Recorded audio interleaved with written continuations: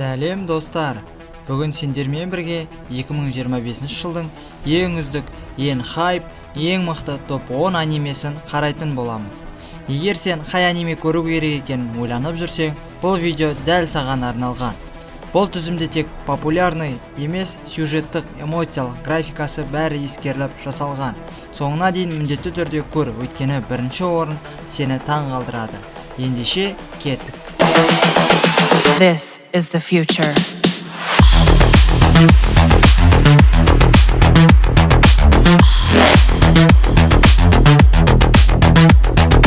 Evolution.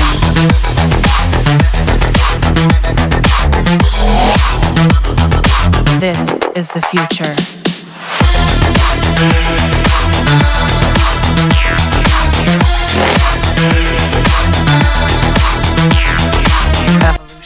Кодо Икуси орта мектебі беделді мекеме. Онда түлектердің шамамен 100% университетке түседі, немесе беделді жоғары жалақылы жұмыс табады. Оқушылар шаш үлгілерін немесе аксессуарларын таңдауға өз еріктерінде. Бір қарағанда мектеп жұмақ сияқты көрінеді. Бірақ шын мәнінде барлық жеңілдіктерді тек ең үздік оқушылар ғана пайдаланады. Киотака Аянокуди түсу емтихандары кезінде үлкен қателік жіберіп, мектептің қалған бөлігі қорлаған құрықтан шығарылғандар тобына қабылданды. Бірақ сыныптастары Сузуме Харикото мен Кикио Шукушидан кездескеннен кейін оның өмірі өзгере бастайды. Яғни, бұл анименің қазіргі уақытта 3 сезоны шыққан. Алдағы уақытта бұл аниме жалғасуы мүмкін. Көруге кеңес береміз. Ең үздік анимелердің қатарында 10-шы орында бізде. This is the future.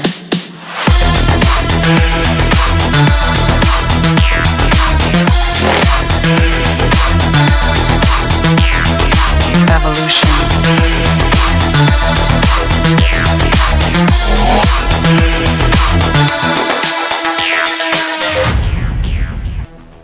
Келесі бізде 9-шы орында Көктүрме анимесі. Көктүрме спорттық анимесінің сюжеті Жапония құрамасының 2018 жылғы әлем чемпионатындағы сәтсіздігінен кейін орын алады. Жеңілістің себептерін түсіну және қателіктерді қайталамау үшін Көктүрме деп аталатын жоба іске қосылады. Сарапшылар командада матчтардың нәтижесін шеше алатын керемет шабуылшы жетіспейді деген қорытындыға келеді. 300 үміт күттіретін шабуылшы жарық жаттықтырушы кешеніне жиналып, талантты, мінезді және басынан асып түсу қабілетін тексеретін бірқатар сынақтармен қатаң іріктеу процесінен өтеді. Қатысушылар алдын ала тәуекелдер мен сәтсіздіктің ауыр салдарын қабылдауға келіседі. Үміткерлердің арасындағы ең үздік болу және ұлттық құрамаға кіру арманы үшін бәрін қатерге тігуге дайын амбициялы Йочи Исаги бар. Өте қызықты аниме және топ 2025 жылғы топ анимелерінің қатарына кіретін негізгі аниме Blue Look. Көруге кеңес беремін. Evolution.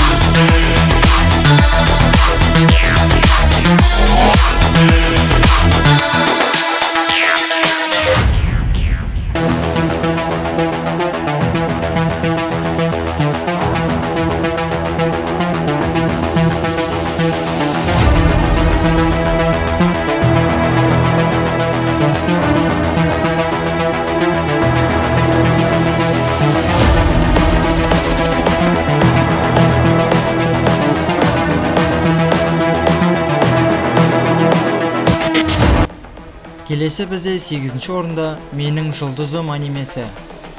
16 жасар Ай Хашино Бей Комачи атты айдол тобының мүшесі және жанкүйерлері көп. Ол пәктік және тазалықтың үлгісі болады. Алайда ол жүктіліктің соңғы айларында миллиондаған жанкүйерлерінің алдында мәнсіз беделіне қауіп төндіреді.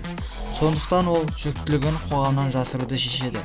Менеджермен бірге ол шалғай ауылдық жерге сапар шегеді. Онда ол өзінің мәселесін толығымен өзінің адал жанкүйері жас гинеколог Коро Амияға сеніп тапсырады. Босанар алдындағы дәрігер қайғылы түрде қайтыс болады. Содан кейін ол күтпеген жерден әншінің жаңа туған ұлы болып қайта туылады.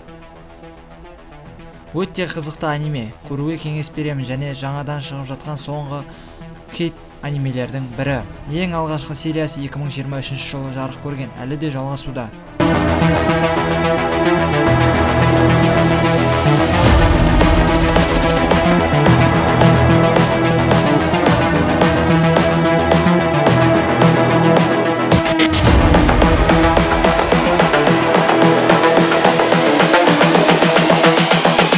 This is the future. Ичиго Курасаки рухтарды көре алатын орта мектеп оқушысы. Тірілер әлеміне өз міндеттерін орындау үшін келген жан жетекшісі Рукия Кучики мен оның бөлмесінде пайда болады. Олардың кездесуі кезінде оларға Холлоу деп аталатын қауіпті рух шабуыл жасайды. Шайқас кезінде Рукия ауыр жарақат алады және жауды жеңу үшін күштерінің бір бөлігін Ичигоға беруге мәжбүр болады. Кейіннен күштерінің көп бөлігін жоғалтқан Рукия тірілер әлемінде қалады. Ол қазір Каракура қаласында уақытша жан жетекшісі болып қызмет ететін Ичигоға нұсқау береді. Адамдарды Холлоу шабуылдарынан қорғайды. Рукия күштерін адамға беру әрекеттері жан қоғамының заңдарын бұзады. Ол қылмысы үшін ол тұтқындалып түрмеге жабылады. Онда ол өлім жазасына кесіледі. Ичигоны құтқару үшін жан қоғамына барады. Ол қақтығыс кезінде ол күшті қарсыластармен кездеседі және одақтастарға ие болады және біртіндеп үлкен қауіпті ашады. Негізгі қарсылас бұрынғы Шинигами капитаны Сусуке Айзен. Ол қолданыстағы әлемдік тәртіпті жоюды жоспарлайды. Онымен соңғы шайқаста Ичиго барлық күшін пайдаланады, нәтижесінде уақытша қабілеттерін жоғалтады. Сауығып кеткеннен кейін ол Каракура қаласын ойпаттардан қорғауды жалғастырады. Өте қызық аниме, көруге кеңес беремін.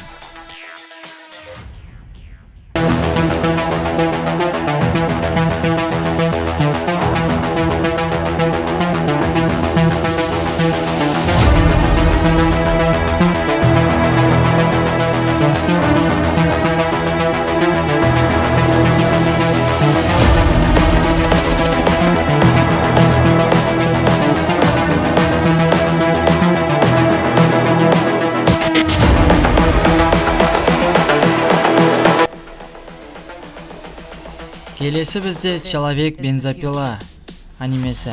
Денджи әрқашан қарапайым өмірді армандаған, дәмді тамақ, жайлы үй және қасында сүйіктісі болғанын қалады. Алайда шын одан да қатал болып шықты. Әкесінен қалған үлкен қарыздарды өтеу үшін ол заңсыз жын аулауға мәжбүр болды. Тағдыр оған шайқастардың бірінде қайтыс болған кезде қатал әзіл ойнады. Бірақ оның адал досы, ерекше үй жануары Патита қожайынның өлі денесімен бірігіп, оған екінші өмір мен керемет күш берді. Енді Денджи оның қолдарын гүрілдеген шынжырлы араға айналдыра алады. Ал қоғамдық қауіпсіздік бюросы оның мыңсыз аңшы ретінде көреді.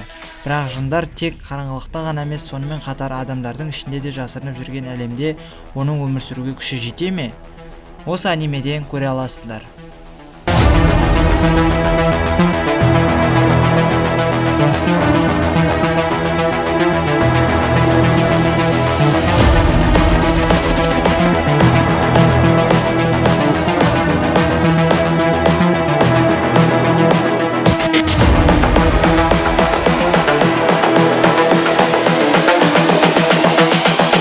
This is the future.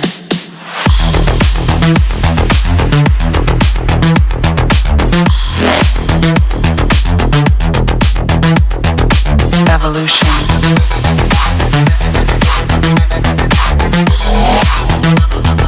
This is the future.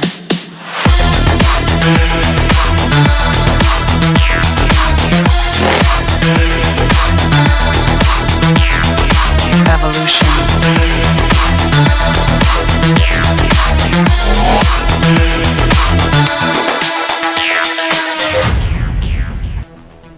Келесі бізде One Piece, Эйчиро Оданың шонен манга сериясы.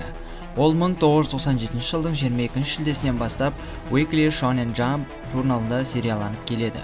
Ол 113 танкобанға жинақталған. One Piece бала кезінде резеңке шайтан жемісін жеп, резеңке сияқты созылып, жиырылу мүмкіндігін берген капитаны Монкиде Луфи бастаған саман қалпақты қарақшылардың бастан кешкен оқиғаларын баяндайды. Луфи өзінің экипажымен бірге қарақшылардың патшасы болу үшін One Piece деп аталатын аңызға айналған қазынаны іздейді. Көруге кеңес берем және әлемдегі ең топ анимелердің бірі. Evolution.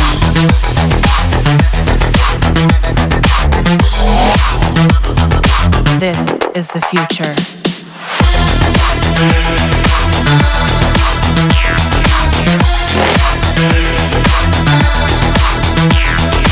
Evolution.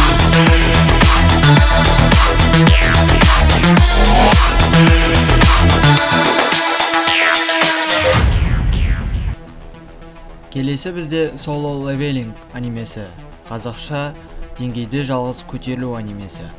Анименің оқиғасы бірнеше ондаған жылдар бұрын қақпа пайда болып, басқа әлемге жол ашқан кезде басталады. Бұл жаңа әлемде өте күшті құбыжықтар мекендеген. Олар аңшылар пайда болғанша сол жерде ашуланды. Қастандық жасаушылардың басты мақсаты құбыжықтарды жойып, адамзатты құтқару болды. Олардың арасында 20 жасар Сон Джин У да болды. Оның табысына ешкім сенбеді.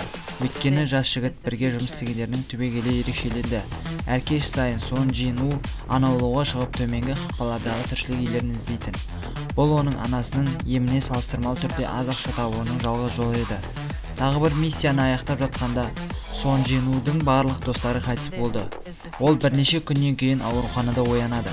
Оның үстінде жұмбақ экран қалықтап тұр. Ол қарқынды жаттығуды бастау керек.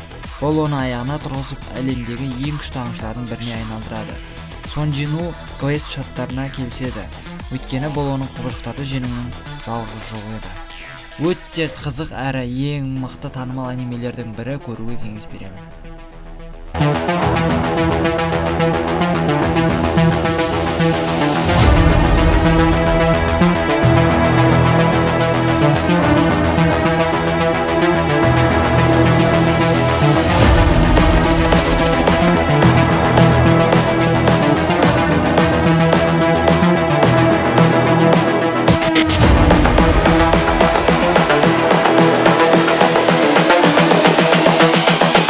This is the future.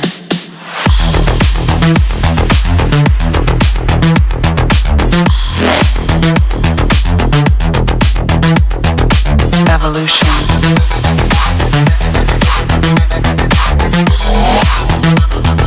This is the future.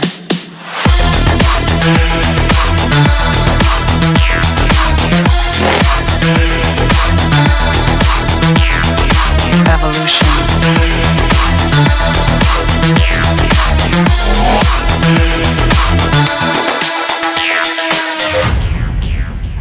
Келесі бізде топ 3-ші орында Клинок рассекающий демонов, қазақша жын кесетін пышақ анимесі.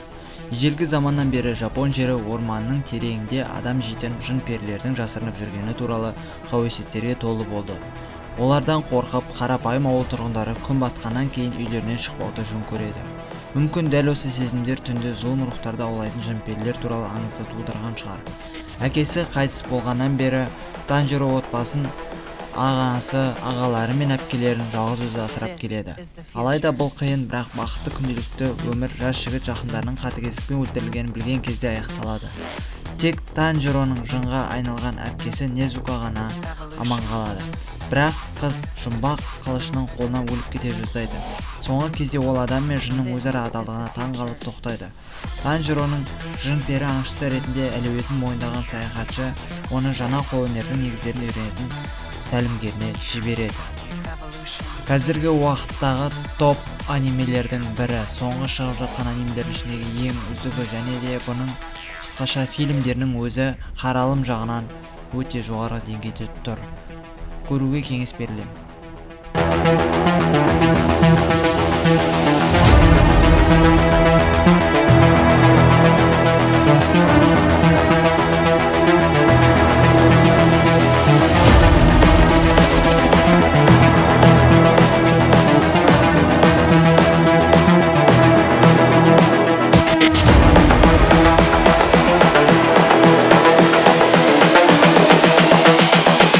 This is the future.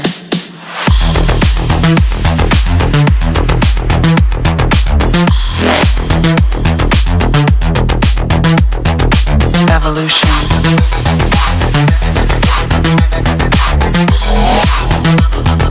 This is the future.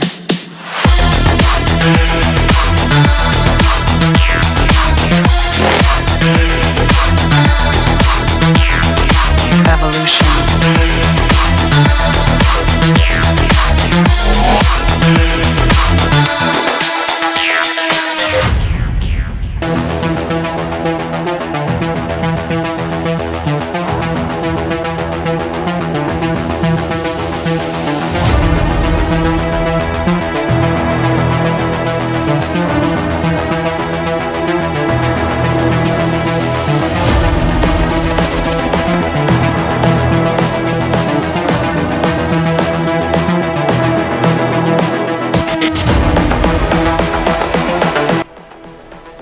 келесі бізде 3-ші орында Магические битва анимесі. This is the future. Қазақша қарғыс шайқасы. Аниме оқиғалары адамдар азық-түлік тізбегінің соңғы буынынан алыс орналасқан және кез келген күдіктенбеген азаматты жын жеп қоюы мүмкін әлемде өрбиді. Көптеген адамдар олардың бар екенін білмесе де жындардың ұзақ тарихы бар. Соның ішінде үлкен қиындықпен жеңілген аңызға айналған жын Рю мен Сукунаның істері де бар. Оның денесі бөлшектеніп, бүкіл әлемге шашыраңқы болды. Егер жын оның денесінің барлық бөліктерін сіңірсе, ол адамзат өркениетін жойып жібере алатын күшке ие болар еді. Сондықтан бұл аниме қазіргі уақыттағы топ 2025 жылғы топ 2-ші орындағы аниме. Көріңіздер.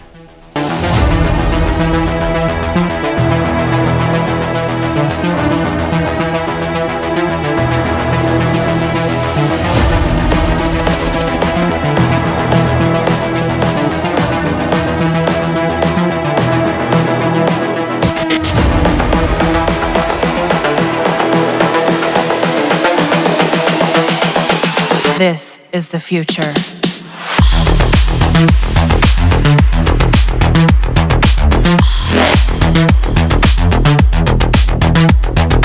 Evolution.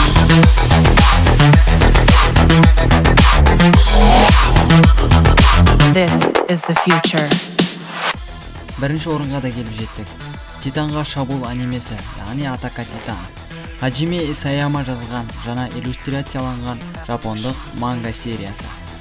Адамзаттың титандар деп аталатын алып адам жейтін гуманоидтарға қорғайтын ең үлкен қабырғамен қоршалған қалаларда тұруға мәжбүр болған әлемде орын алатын бұл оқиға туған қаласының қирауына және анасының өліміне әкеп соққан титандарды жоюға ант берген жасөспірім бала Эрен туралы.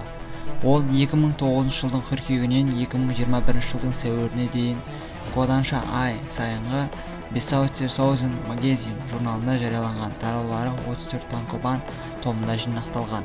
2021 жылы аяқталған болса да, бұл аниме 2025 жылдың топ анимелерінде бірінші орында тұр. Яғни өте сұранысты және өте қызықты аниме. Көруге кеңес беремін. Evolution.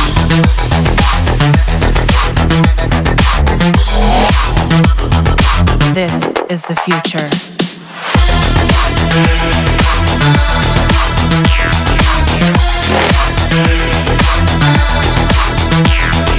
Evolution.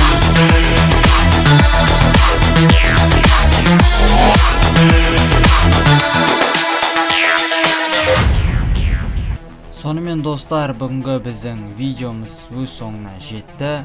2025 жылдың топ 10 үздік анимелерін біз сіздерге көрсеттік.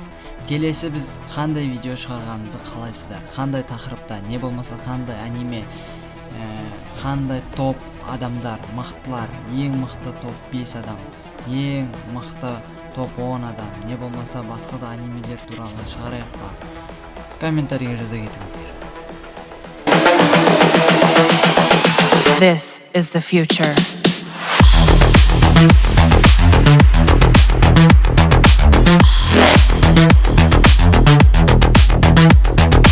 Evolution.